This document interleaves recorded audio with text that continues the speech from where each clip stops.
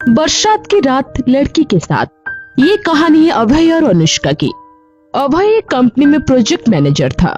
उसी कंपनी में अनुष्का भी काम कर रही थी। अनुष्का देखने में काफी गोरा, सुंदर और स्लिम फिगर वाली थी। अनुष्का और अभय एक ही प्रोजेक्ट पर काम कर रहे थे। उन्हें उस प्रोजेक्ट के लिए कुछ दिन कंप्यूटर पर काम करना था और कुछ दिन बाहर फील्ड में जाकर काम करना था। अनुष्का एक गर्ल्स पीजी में रहती थी और अभय भी उन दिनों में अलग रूम लेकर रहता था। अभय कंपनी की तरफ से दिए गए काम को पूरा करने के लिए कुछ दिनों से अनुष्का से मिलकर काम कर रहा था। एक दिन शाम का समय था और बरसात का मौसम था। वे दोनों एक गांव से वापस आ रहे थे। अभय बाइक पे था और अनुष्का उसके पीछे बैठी थी।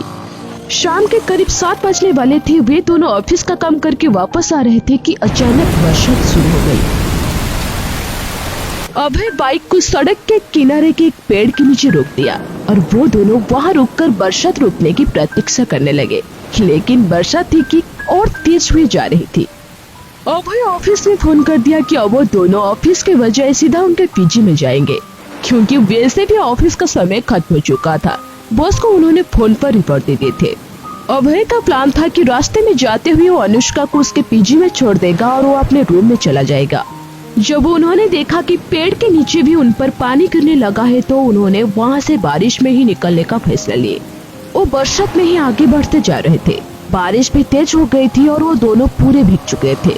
अनुष्का ठंड के वजह से अभय से चिपक कर बैठी हुई थी। कुछ देर बाद अभय बाइक को रोड के किनारे बिल्डिंग की दीवार के पास रोक लिया। वहाँ कोई नहीं था, बस वहाँ बरसात से बचने का थोड़ा इंतजाम लग रहा था। अनुष्का बाइक से उतरते ही बोली, क्यों अब आप रुक क्यों गए सर? बारिश को थोड़ा थम लेने दो। बारिश बहुत तेज है, ऐसे में बाइक चलाने में दिक्कत हो रही है। थोड़ा थोड़ा अंधेरा भी होने लगा था। अनुष्का को ठंड लग रही थी, उसके दांत कांपने लगे।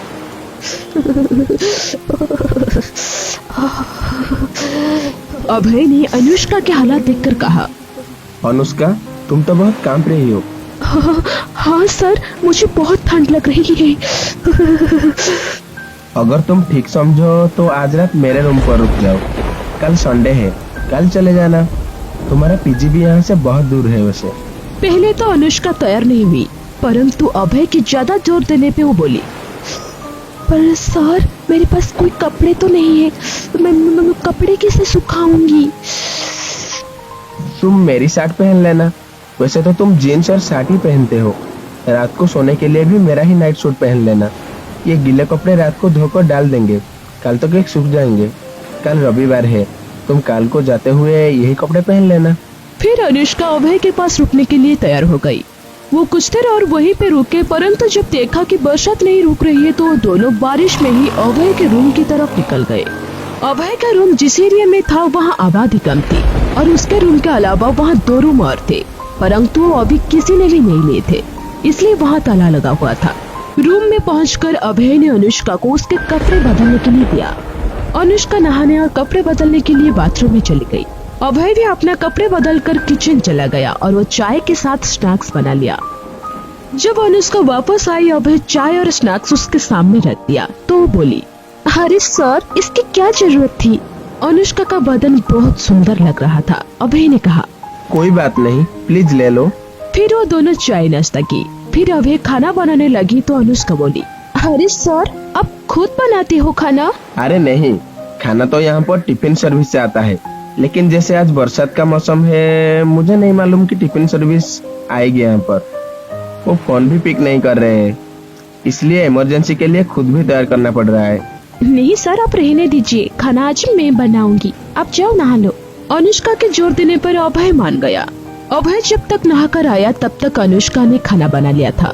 वो दोनों एक साथ बैठकर खाना खाए। बाहर बरसात लगातार हो रही थी, बिजली भी कड़क रही थी। अभय के रूम में इन्वर्टर की वजह से रोशनी तो थी, परंतु टीवी नहीं चल रहा था। तूफान और बरसात की वजह से केबल टूट चुका था। रूम में एक ही बेड था। अनुष्का हिचकिचाती हुई बोली, सर हम दोनों एक ही बेड पर नहीं अनुष्का, तुम ऊपर सो जाओ, मैं नीचे चटाई पर सो जाता हूँ। नहीं सर, मैं नीचे सो जाती हूँ। नहीं अनुष्का, तुम कांप रही थी, तुम्हें सर्दी लग जाएगी। वैसे भी आज तुम मेरी मेहमान हो, हम मेहमानों को नीचे नहीं सुलाते। मैं ही नीचे सोऊंगा। नहीं नहीं, आपको भी सर्दी लग सकती है। खैर ऐसे ही कुछ देर बहस करने के बाद ये तय हुआ कि वो दोनों ही बेड पे सोएंगे। आखिर वो एक ऑफिस में काम करते हैं तो वो एक दूसरे के दोस्त भी तो है। अब वो दोनों बेड पे थे। कुछ देर बातें करते करते धीरे धीरे अभय अनुष्का की पेट को सहलाने लगा, लेकिन अनुष्का ने कोई विरोध नहीं किया। फिर अभय का हिम्मत बढ़ने लगा। वो अनुष्का के बालों को सहलाते हुए बोला, अनुष्का, हाँ सर बोलिए। क्या तुम किसी को पसंद करती हो? नहीं सर, क्या आप किसी को पसंद करते हैं? हाँ अनुष्का, करता तो हूँ, लेकिन बताइए ना सर, कौन है वो? बता दूं क्या? तुम बुरा तो नहीं मानोगी? मैं क्यों बुरा मानूंगी सर, बताइए ना प्लीज। ओ तुम हो अनुष्का।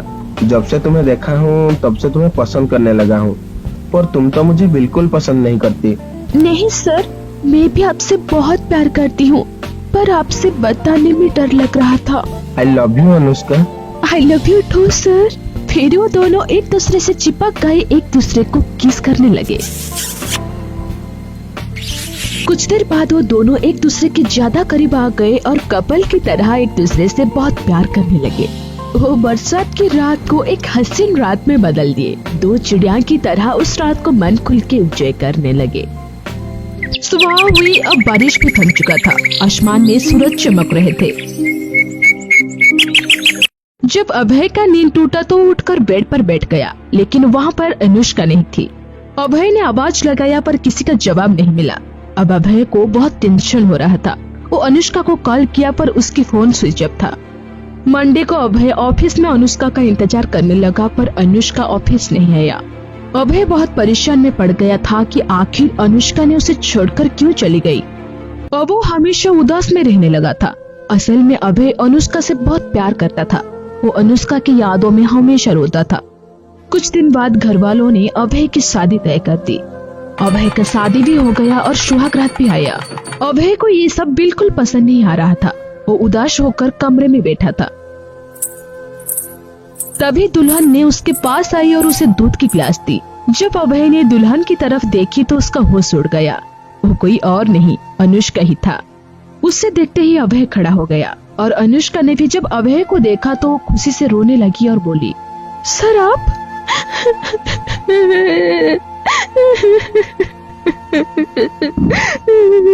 अनुष्का, तुम कहाँ छोड़कर चली गई थी मुझे?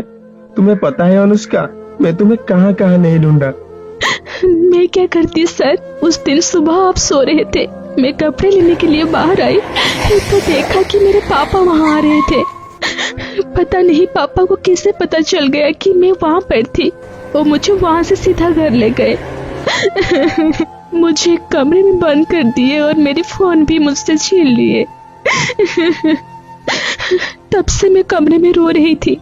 सर, आपका बहुत याद आ रहा था।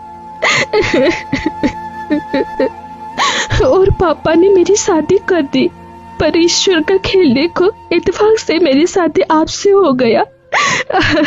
I am sorry sir. बस करो तुम। और हाँ, आज के बाद मुझे कभी सार मत बोलना। ईश्वर हमेशा सच्चे प्यार करने वालों को जरूर मिलाते हैं अनुष्का। ये कहकर वो दोनों एक दूसरे के बाहों में समा गए और खुशी से रोने लगे और जिंदगी बहुत खुशी से कटने लगे।